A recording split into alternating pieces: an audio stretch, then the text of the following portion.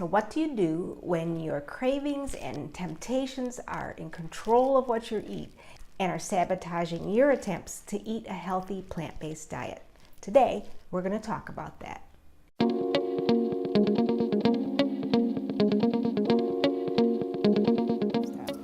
I'm here outside in my Tanzanian yard, and you can hear the chickens from the neighbor.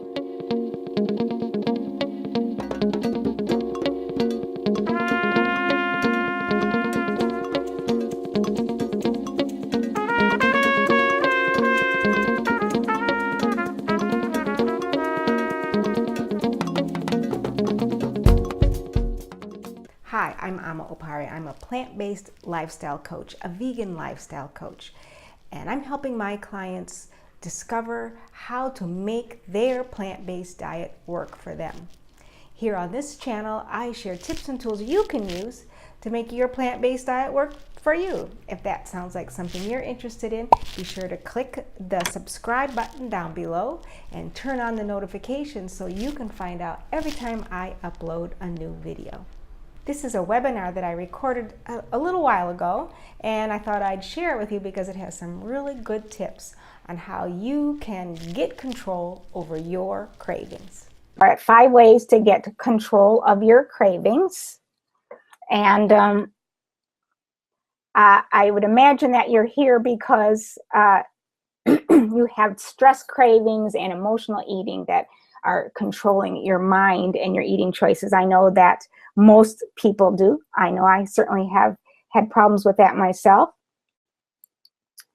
You may find that you are a junk food junkie and that the fast food and other junk food just seems to take control and you can't stop yourself from eating. Or maybe you are struggling to cope with emotional eating. And when you're depressed or angry or upset in some way, you find that you're reaching for the cookies or the cake or whatever. And maybe you have been yo-yoing, excuse me, starting and stopping and doing that for weeks or months or even years. And I'm Opari, and once again, I welcome you here. And I am the co-owner of Opari Institute, and I am the creator of the Food for the Soul blog, and I am a chef, blogger, educator, author, and a plant-based lifestyle coach. And our mission at Opari Institute is we want you to love your food, your vegan life. We want you to love your vegan life. So I partner with my husband, Nanakwiku Opari, MD, and we are working to build a plant-based revolution. We want to make vegan and raw food lifestyles accessible and achievable, and to stop the needless epidemic of chronic diseases and obesity that are just running rampant in our communities.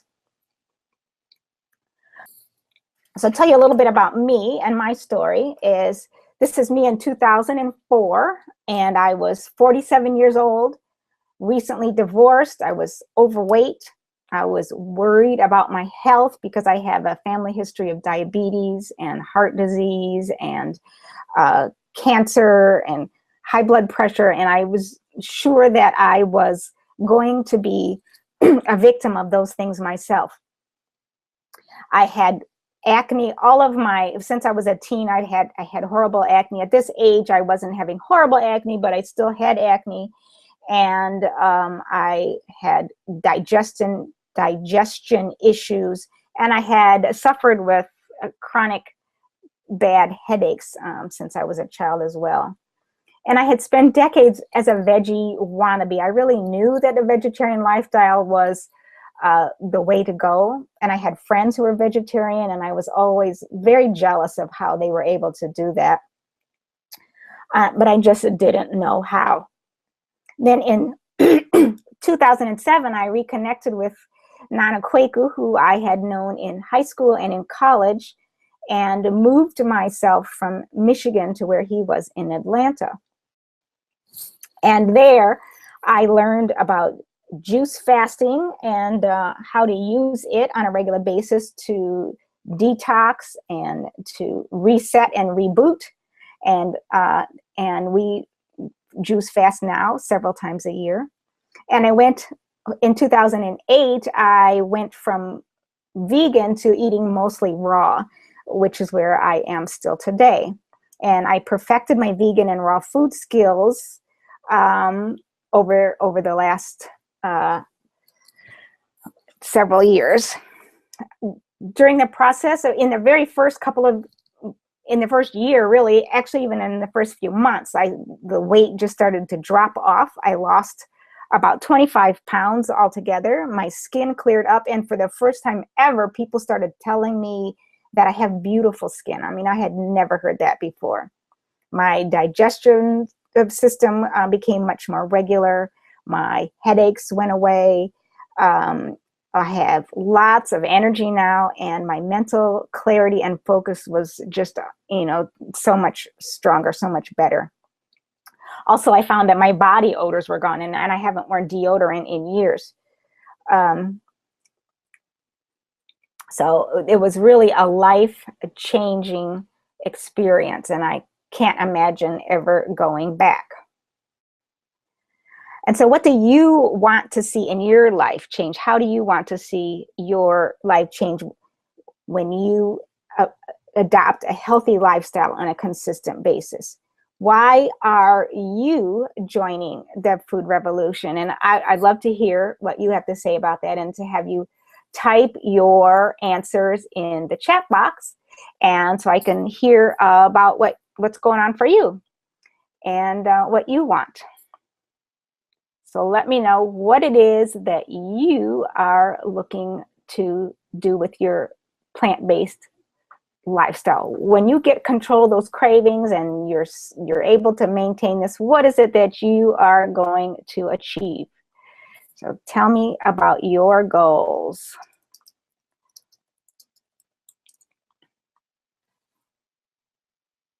If you're willing. If you're not willing, that's fine too. Aha, more energy and overcome type 2 diabetes. Yes. Yes. That's a very good goal. Any of our other guests here want to tell us what's going on for them?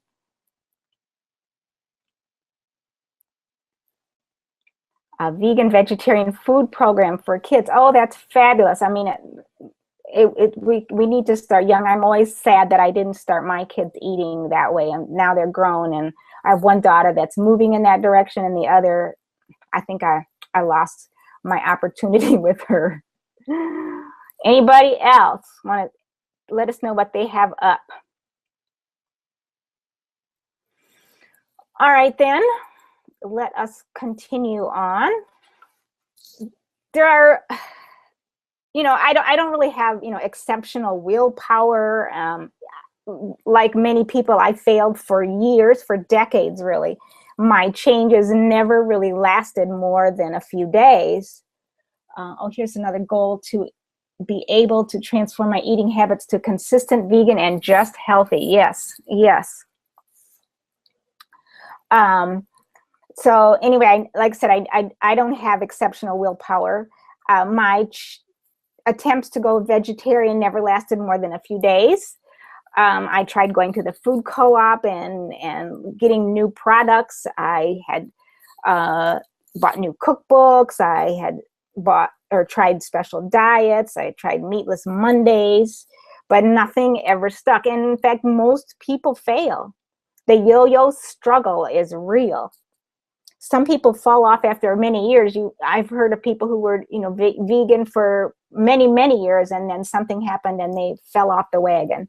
Others never quite make it stick. And there are 3 reasons that we fail. Another goal: lose weight and have more energy. Good goals, good goals. 55-year-old African male with concerns about high blood pressure and diabetes. Both run in my family. Yes, yes. Okay. So there are 3 reasons that we've identified that cause people to fail. And the first one is that lifestyle changes is hard. It's really hard. Very few people can make a significant change on their own. You can't just flip a switch and make it happen. Simply deciding that you're going to do it isn't really enough for most of us, because we all have emotional and psychological and addiction issues that subconsciously influence us. And I think for the most part, we're not even aware of how these things are controlling the choices that we make.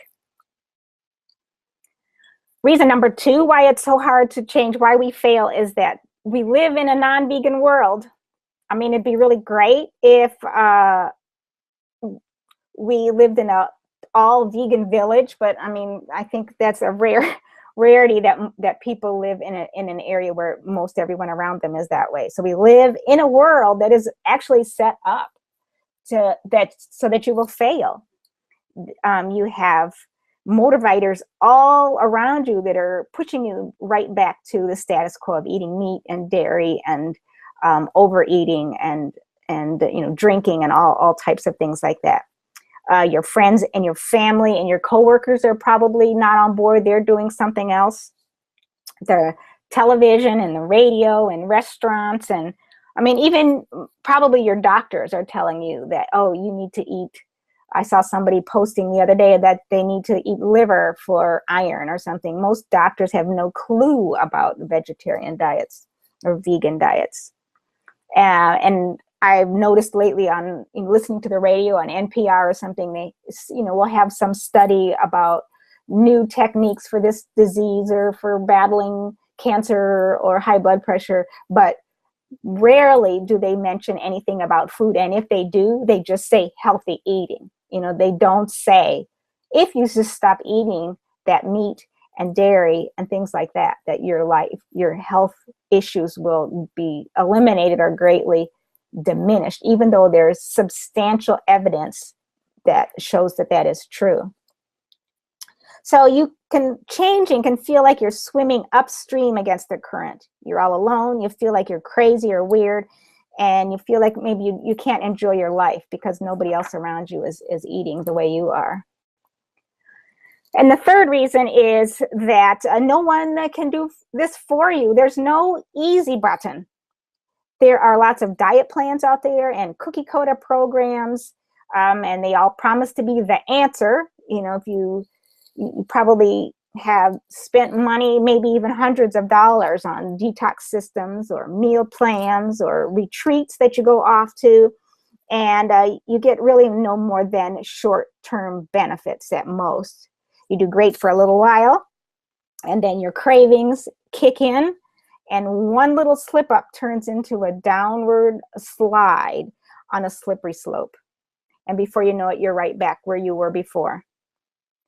You're feeling depressed, you're feeling like a failure, and you're battling those same old problems all over again. Does this sound familiar to anyone? Has anybody had any of these experiences? Let me know. Let me know in that chat box if you have struggled with any of these three things. Either if you have found yourself right back where you started from and you've been struggling to get on the right track. So let me know in that chat box. Struggling with dairy and cheese. Yes, dairy there's actually casomorphins, which is act like a drug. I was seeing some article recently, they called it dairy crack. Dairy crack. So yeah, that's one of the hardest things to get rid of. We hear that so often. But the luckily the thing is that it is not hopeless. You can win this struggle. You can make this work for you. But you need a structure to take control of your cravings and to tackle those problem areas. And there really are four pillars of successful lifestyle change. 4 pillars to battle your cravings and to thrive in a non-vegan world. And you need all 4 of them to create lasting change. And this is the way we've helped people just like you successfully make that change. All right, I see some more things. Some potato chips. Yes, that's a common one too, I think. And you struggle with sugar cravings, and understand what I need to do to make, and understanding what you need to do to make a lifestyle change. I have those sugar cravings too. I am a sugarholic. So the 4 pillars of change is pillar number 1 that you need in order to make this work for you, to get control of those cravings and make a long lasting change, is a deep self-understanding. And through this pillar, you are gaining insight and awareness about the drivers behind your behaviors, and your various mindsets and the results that you're getting. And if you don't do this work, get this understanding and this insight, then you really won't understand why you are where you are right now and why you do what you do. And you're more likely to just keep making the same mistakes over and over and over again. Yes, there is so much conflicting information out there. And if you don't have that deep self-understanding, you'll have a much harder time getting control of your cravings and your eating choices. And so this pillar number 1 is really the foundation of your success. And pillar number 2 is a common sense nutrition education to make sense of all that conflicting information. Because if you don't know what good nutrition looks like, what foods you should focus on in your diet, and which things you should avoid, if you're worried about getting enough protein, you are much likely to make any changes at all. You're much more likely to just stay with what everyone else is doing. I see on social media all the time things like, oh, here's what happens when you eat coconut oil every day for a year, and there's all these magical, this wonder food will just do this and it'll detox your liver. And so understanding what your body really needs gives you the confidence that you're doing what you should be doing, and will allow you to relax and stop listening to all that BS out there and just do you and stop worrying. So then pillar number 3 is kitchen mastery. And fortunately, I love to eat. And so I'm really happy that eating healthy doesn't mean eating boring, tasteless food.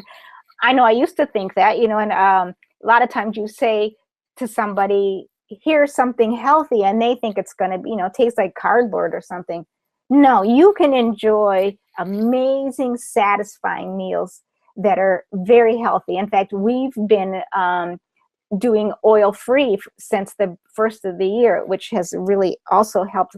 The last little bit of poundages that I was stuck with are falling off. And it's amazing just how good things are without oil, even better. So you can eat healthy without giving up on delicious, satisfying meals. But it does mean that you need to upgrade your kitchen skills. If you don't know how to make delicious food, how to do raw foods, then you're going to be stuck eating, maybe salads all the time.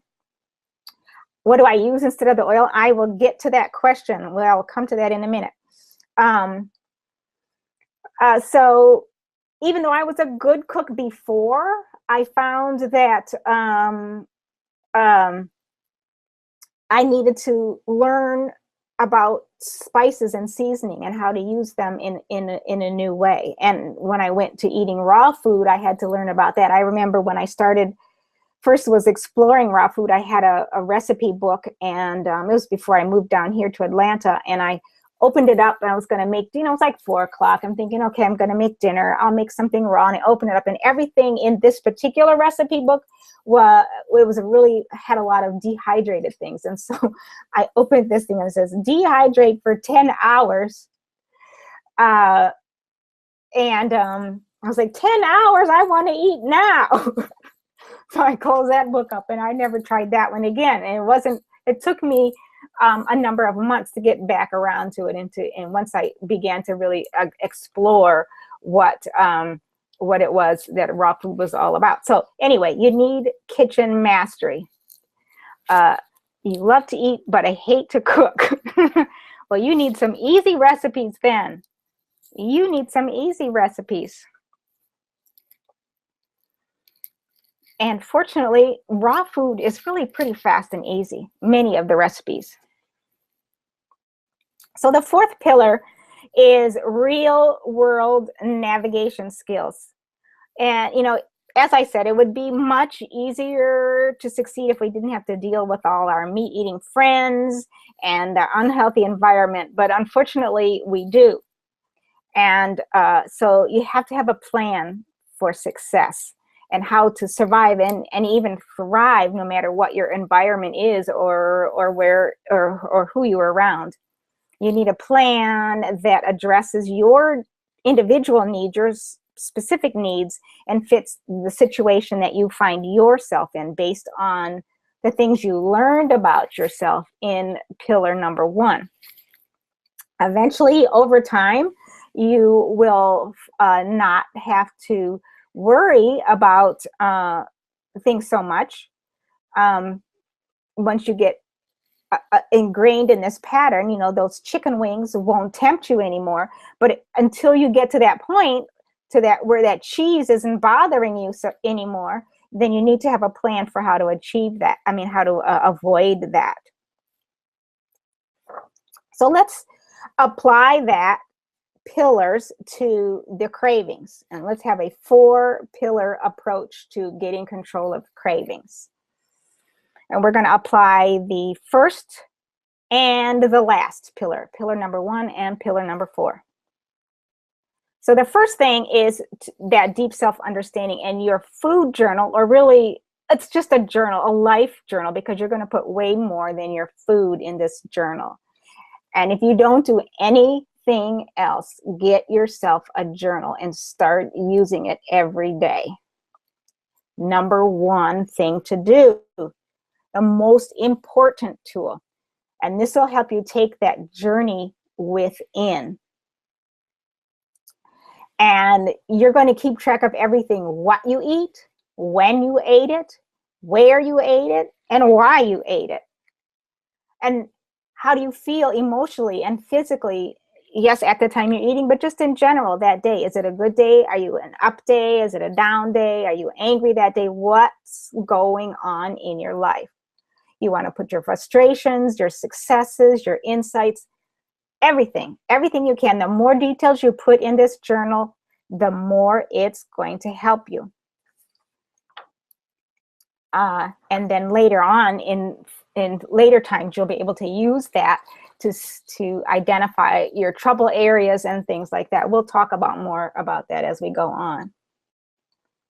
The second thing that I want you to do is to keep your eyes on the prize. You need to have a clear vision of where you're headed. What is it that you really want? You've all said some things that you want in terms of dealing with type 2 diabetes, in terms of high blood pressure, in terms of weight loss, and let's see, what else do we have here? And just being consistent and more energy, and teaching your kids about vegan lifestyle. So there, you need to, those are some good general guidelines, visions, but the more specific and clear and down to the nitty-gritty you can get on that vision, the better you will. So you're going to you want to have a very clear vision of where you want to go, and keep this vision in front of you, front and center in your mind. And I'm going to have a tool for you to do this at the end. So you want something that will help you have a clear vision, as I said, of where you want to go, and remind yourself how awesome you are and where it is you're trying to go. The third thing is something that I read in a book. He called it to run another train on that track. It wasn't about food, but I liked the concept, and I thought that it applied really well. So, you can't really stop that craving in its tracks once it's started down that track. You've probably heard people say, okay, don't think of an elephant. Well, I'll bet you all just thought of an elephant. So, once you've got that in your mind, you can't really stop it in its tracks. So that instead, to do what we're going to just add to that mental conversation. And this is the idea of crowding.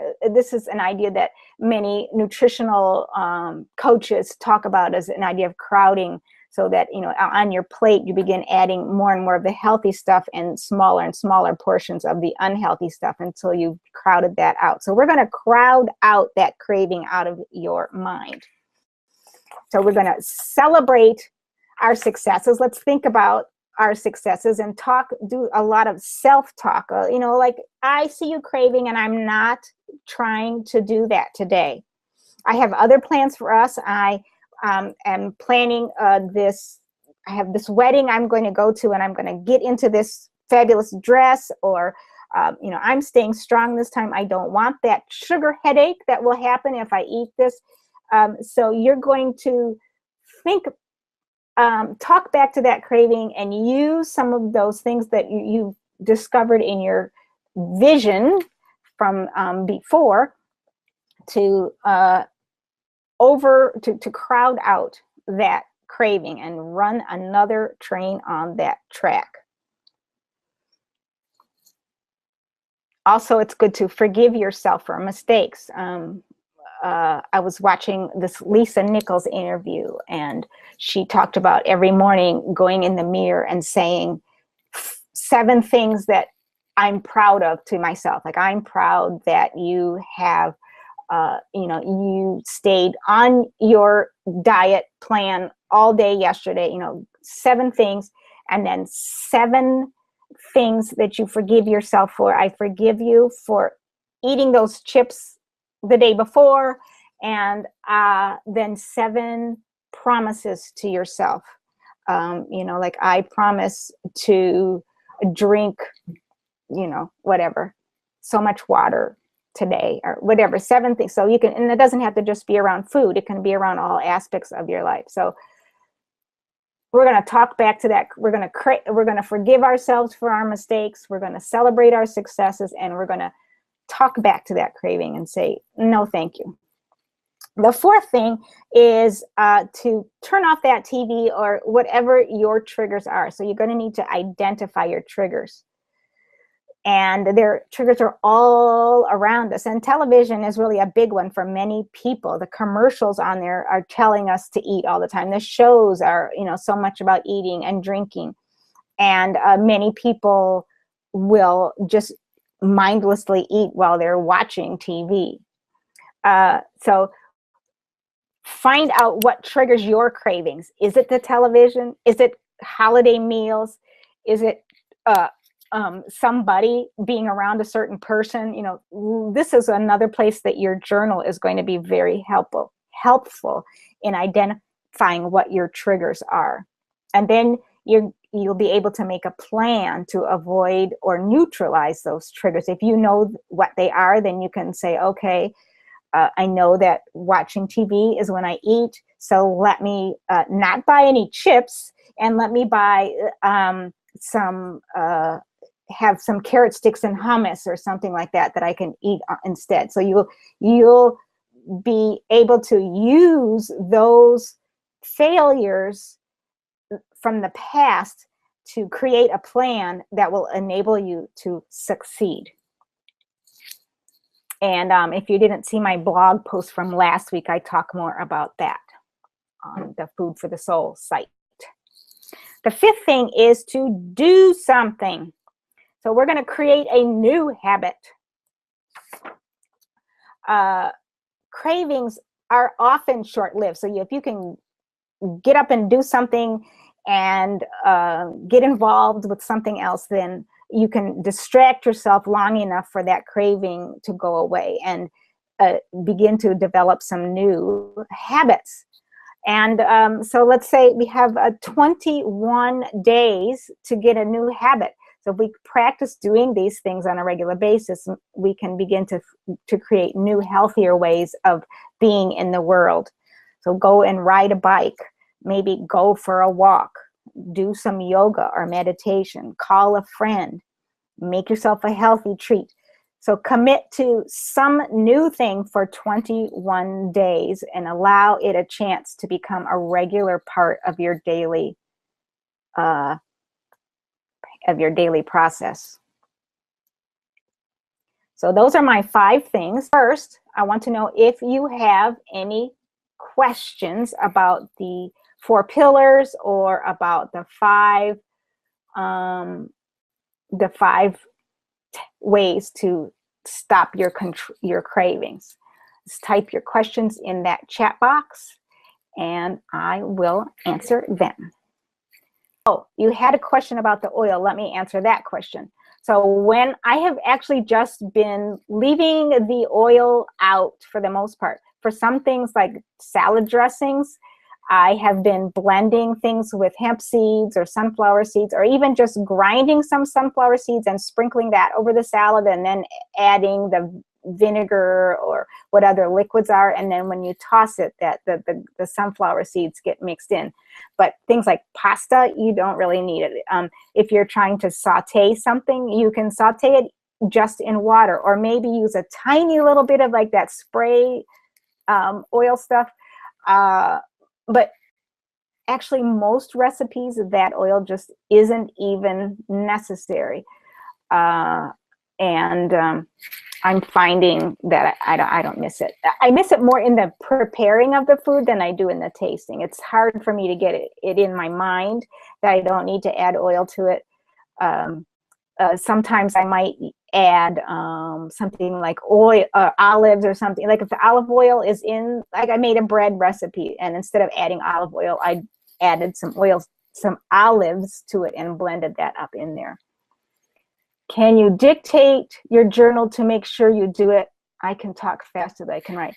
I mean, if that works for you, yes. The problem is that you want to be able to go back to it and refer it. I mean, this is really your resource guide. This is your reference material. So if you can dictate it and have it be translated, that's one thing. But I mean, it will be hard. You want to be able to pretty easily go back and say, okay, I see this day here, I really binged on these chips or cookies or whatever, and I see that morning I got into a fight with my boss, or the night before I didn't sleep well, or something like that. So it's harder, I think, if you have it taped to do that. So I would say write it if you can. You would like to learn more about raw food? Yes. Raw food is it's a wonderful thing, especially for diabetics. I mean, if you haven't watched the movie Raw for 30 Days, you should do that. I think it's available on YouTube, and it's about a group of diabetics who went to Arizona with Gabriel Cousins and went raw for 30 days, and their diabetes were either cured or very much reduced. How to deal with family members bringing unhealthy foods around that are your weaknesses. Yes.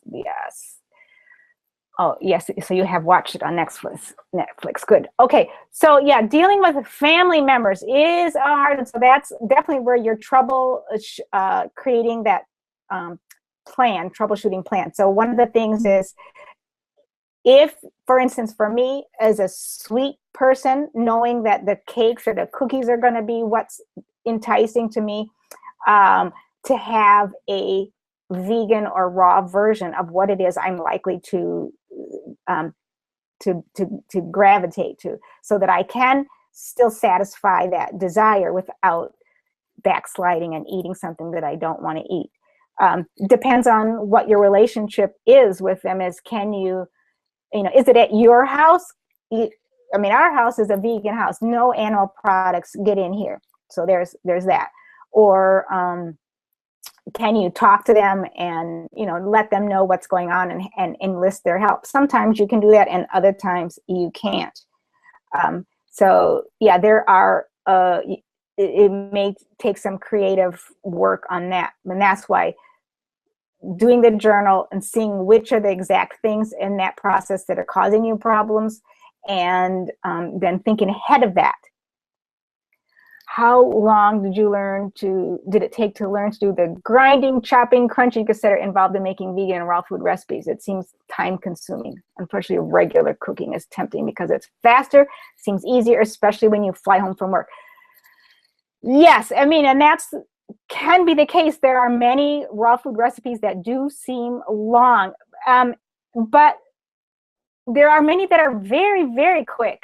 And the ones that I teach, the ones that I have in my recipe book are quite often are pretty quick. I mean, like you can make a pate in just like 15 minutes. I mean, it's more or less, once you get used to the chopping, it doesn't really take long. And so, and then you don't have, the cleanup is a lot faster. You don't have greasy, sticky pans. I find that I can make a raw meal pretty much as quick as I could do a cooked one. And I often use the weekends to make more involved things. So I'll make a raw bread or raw nut burgers or things like that, that then during the week, it's very easy to put those together into a meal because I've got all the pieces, and all I need to do is take it out of the refrigerator, and I might put them back in the dehydrator while I slice some tomato and get the lettuce ready, and then I can make myself a burger and, once again, have dinner in 15, 30 minutes.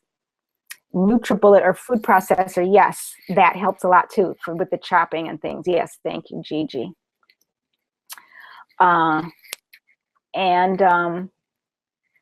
So yeah, I mean, anytime you're learning a new skill, it's going to take you longer to begin with. And so you have to take that time. I mean, you didn't learn to cook what you cook now overnight. You had to practice it. You had to gradually learn new skills. And now it's fast and easy because you don't have to think about it much.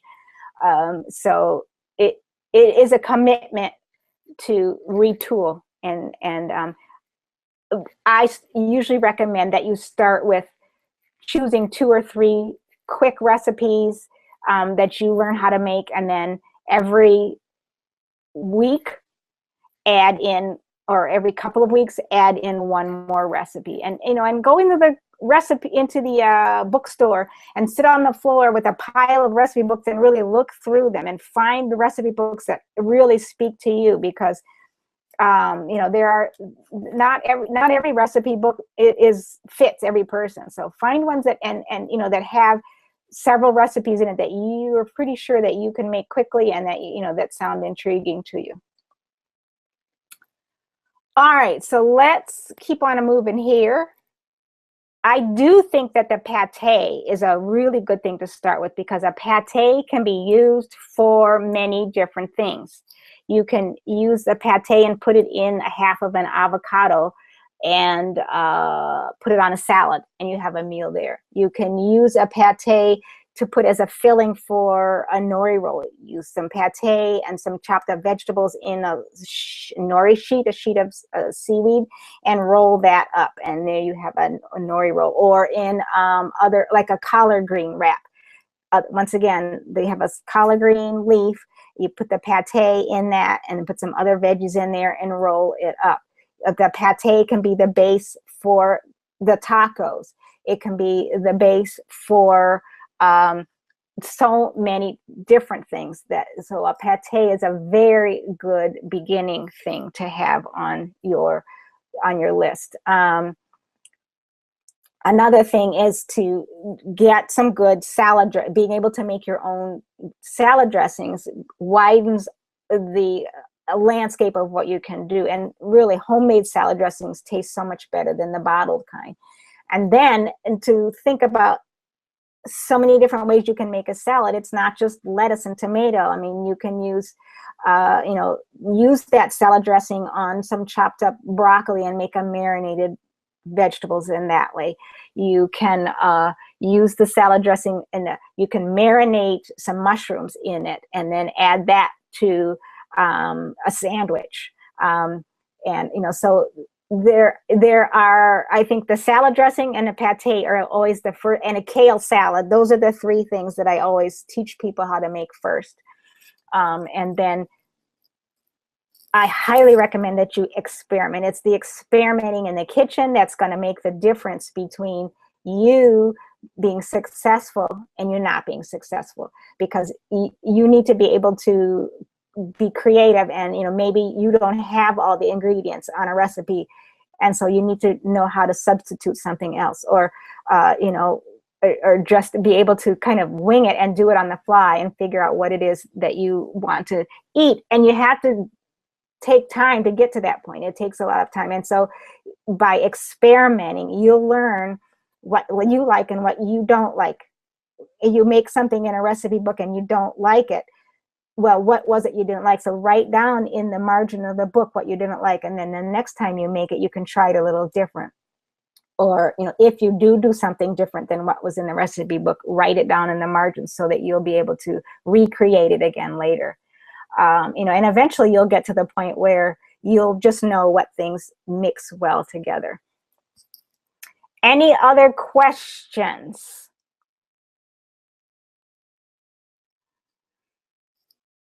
Thanks again, and we'll see you all the next time. I'm going to sign off now. Once again, thank you for being here. It's been fun.